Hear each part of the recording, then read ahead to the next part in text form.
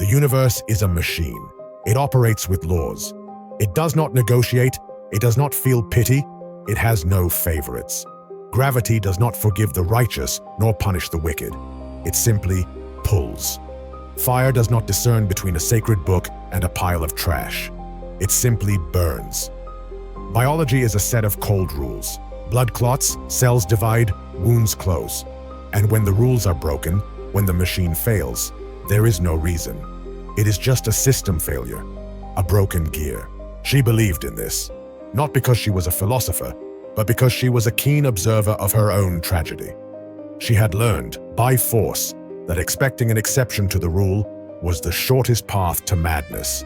Hope was a dangerous drug, a sweet poison that only deepened the inevitable pain of disappointment. Miracles were stories people told around the fire to fall asleep, tales to soften the sharp edges of a reality that deep down is brutally indifferent. Her faith was not in the invisible. It was in the tangible, in the certainty of dawn, in the weight of a coin, and in the absolute constancy of her own pain. She had a name. She once had it. A name her father gave her, a name her husband whispered. But that name had been lost, erased by the years. First it was a whisper, then a label, and finally, a sentence. No one used her name anymore. Now, she was simply the woman of flow. Her identity was her illness. The machine had taken her name first, and then it was taking her life. Her skepticism was not a choice.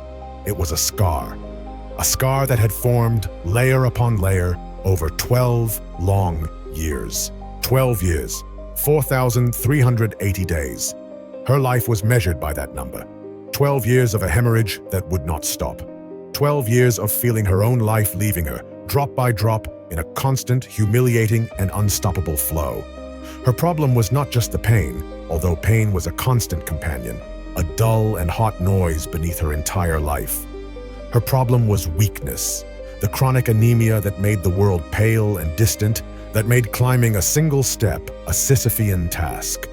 It was the metallic taste of iron in her mouth every morning, a perpetual reminder of what she was losing.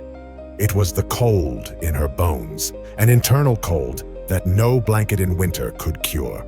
Her problem was shame, the smell, the constant need to wash, to boil, to hide the stained fabrics, the fear of sitting, walking, leaving a trail, the fear that someone might notice the pallor of her skin, the bluish tint of her lips. It was a life lived in shadows, calculating every move, every visit to the well, every trip to the market, to do so at hours when no one could see her. But the machine of the universe was not satisfied with just one torment. The biological law brought with it a social law, a religious law, as relentless as gravity. In her culture, her condition made her impure, tameh, a word that erased her from society. Being impure meant that she could not embrace her children, if she still had any. How could a mother not touch her child? How could she see him cry and not be able to rock him, for fear that her own touch would contaminate him in the eyes of God? If her husband had not abandoned her, her marriage was a sham. A 6-foot abyss separated them at all times. She slept on a separate mat. She ate from a separate plate. She was an island of contamination within her own house. And outside her house, she was a ghost. If she went to the market, people would step aside. The tunics would be gathered so they wouldn't touch hers. If she sat on a bench, that bench would become impure until the afternoon. If she drank from a vessel, that vessel had to be broken.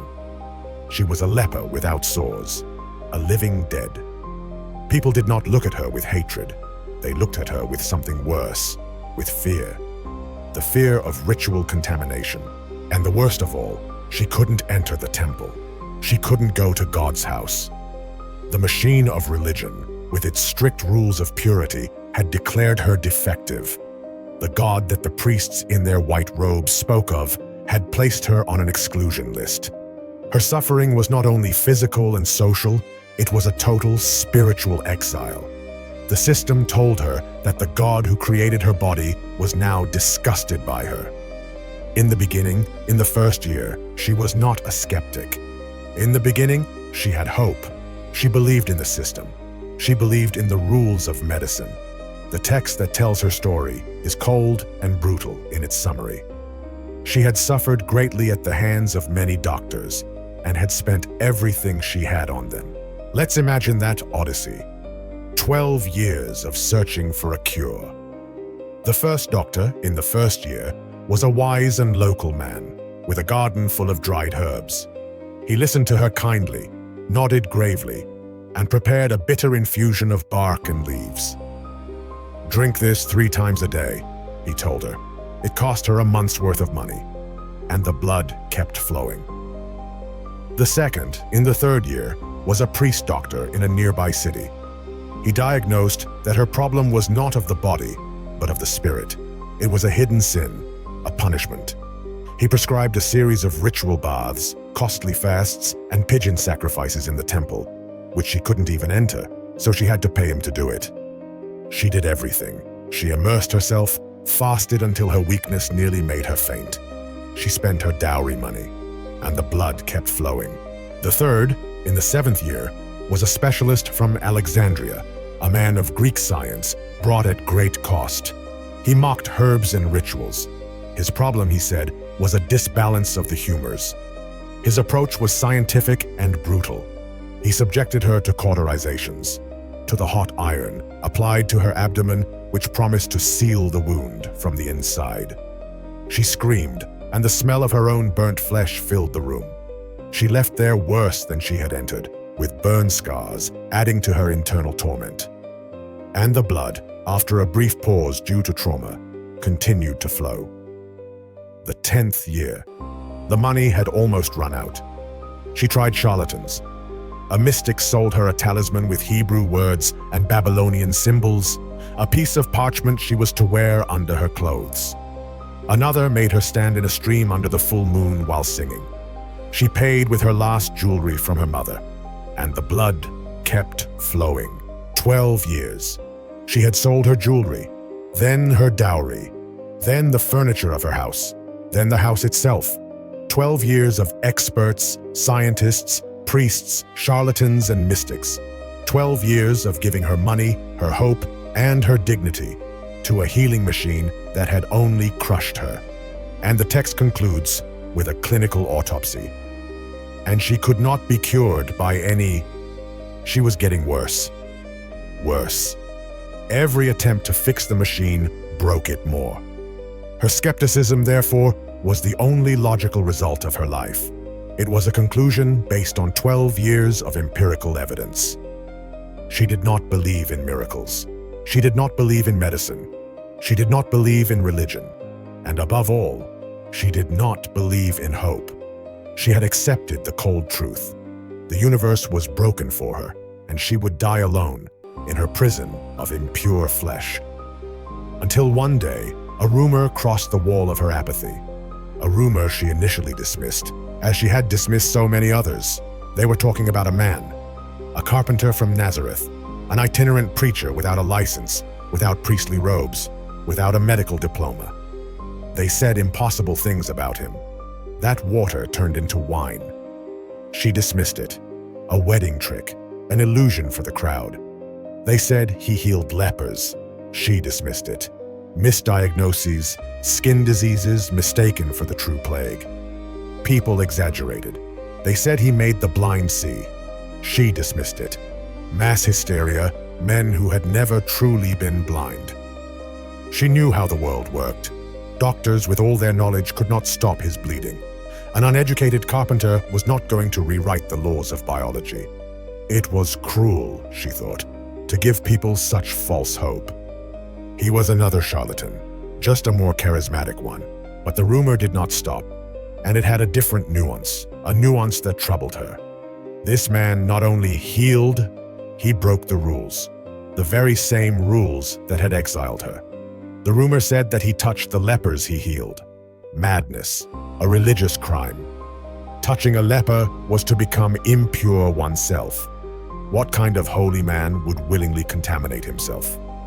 The rumor said that he ate with tax collectors and prostitutes, that he challenged the priests of the temple, the very men who had declared her unclean.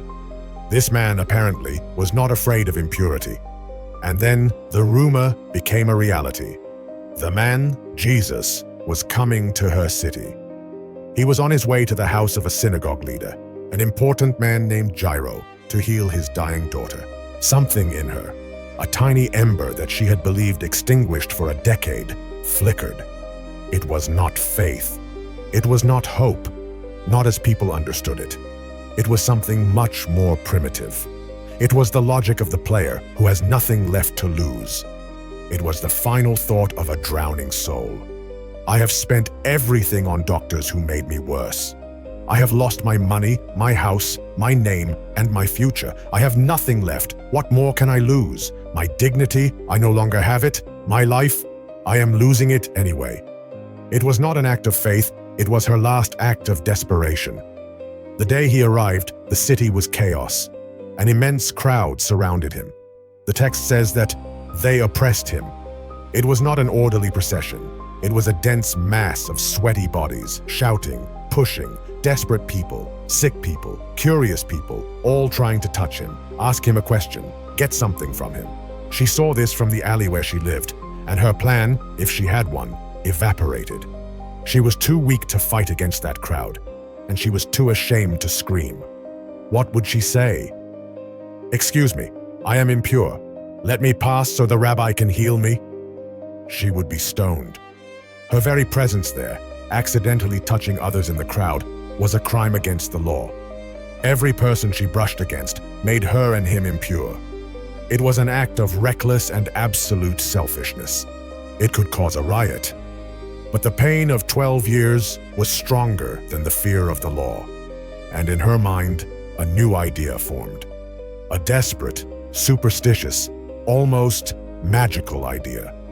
She had heard that this man did not fear impurity, but she did fear him. She couldn't look him in the face. She couldn't speak to him. She couldn't ask him for anything. Asking was for people who still believed they deserved something. No, she wouldn't ask for anything. She would steal it.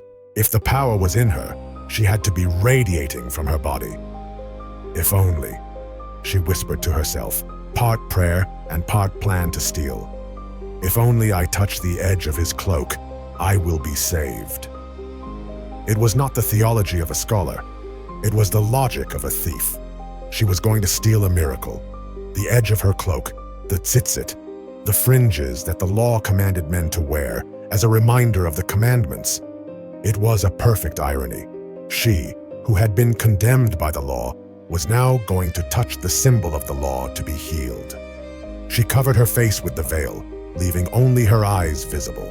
She crouched down, making herself small, invisible, like an animal of the dust, and she immersed herself in the crowd.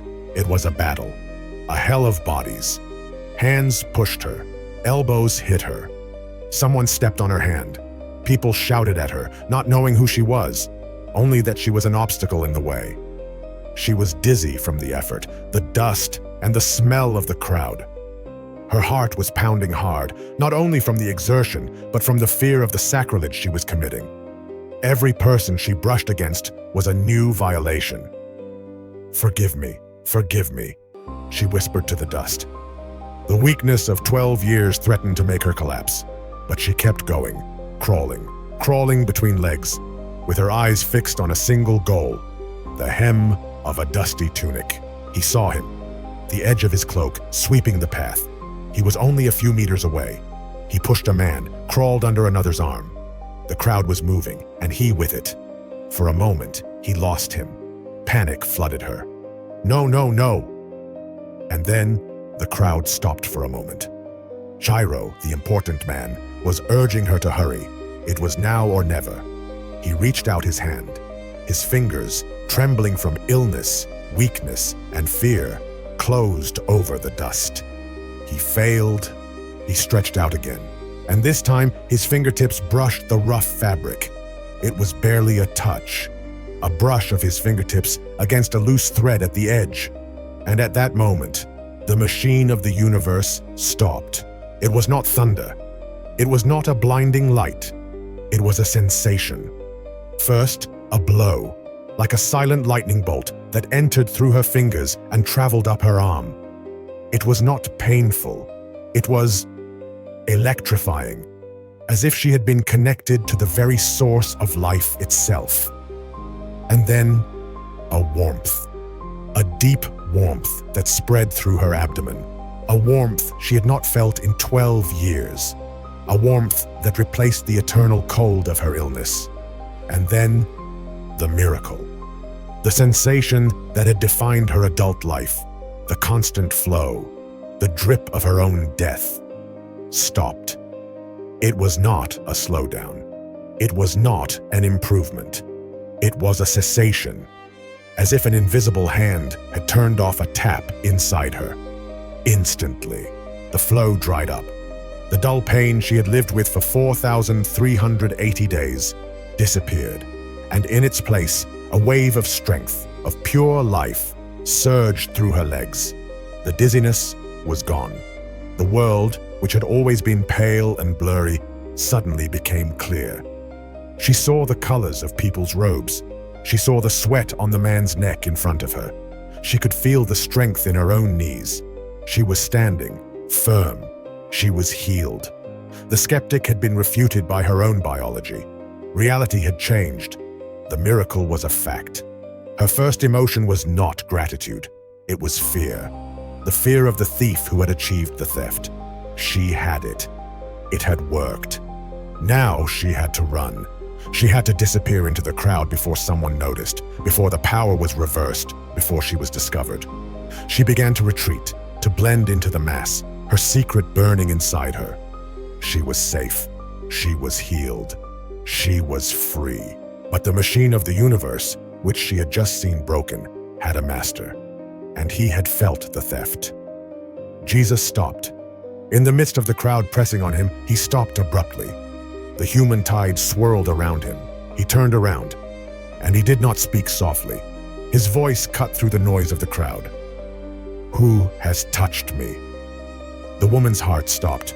Her blood froze, but this time out of terror, not illness. His disciples, practical and skeptical themselves, laughed. Peter, always the first to speak, said to him, "Master, the crowd is pressing and pushing you from all sides, and you ask, 'Who has touched me?'" It was an absurd question. Everyone was touching him. But Jesus shook his head. His gaze swept over the crowd, above their heads, searching for someone, a gaze that seemed to pierce through flesh. "No," he said, his voice now lower, but more intense. "Someone has touched me, because I felt that virtue, that power, has gone out from me." He knew.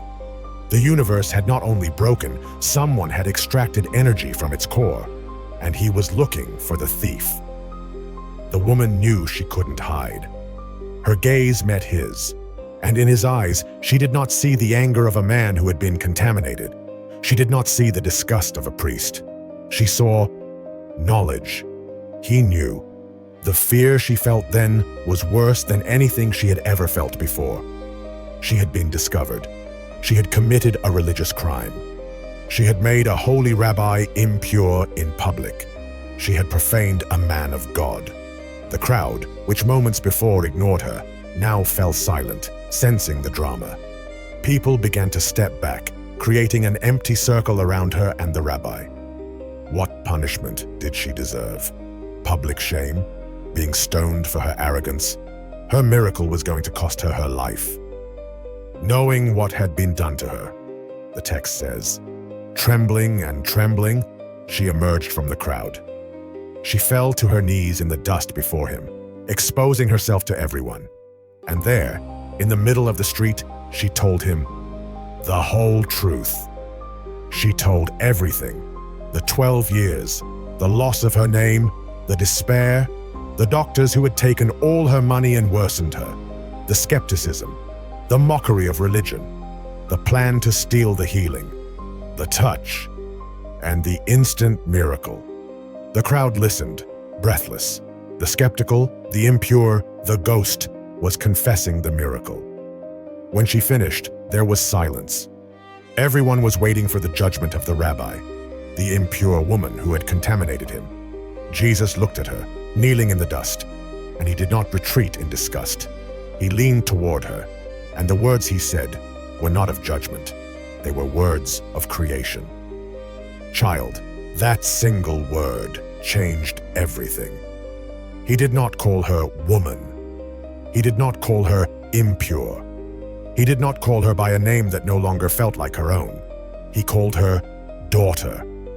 With that word, he reclaimed her from exile. He restored her to the human family.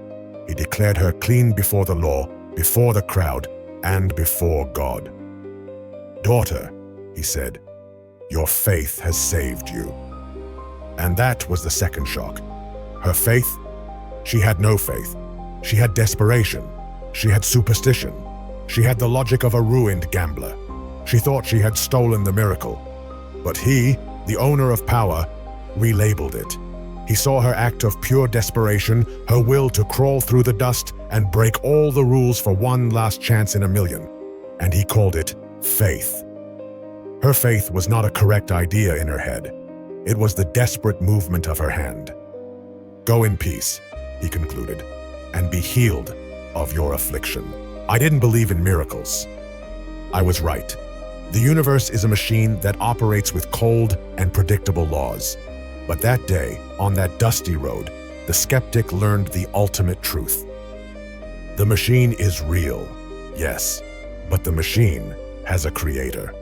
And sometimes the creator approaches the machine, places his hand on a broken gear, and with a touch, makes it work again. She not only regained her health, she regained her name, she regained her humanity, and she regained her place in the world.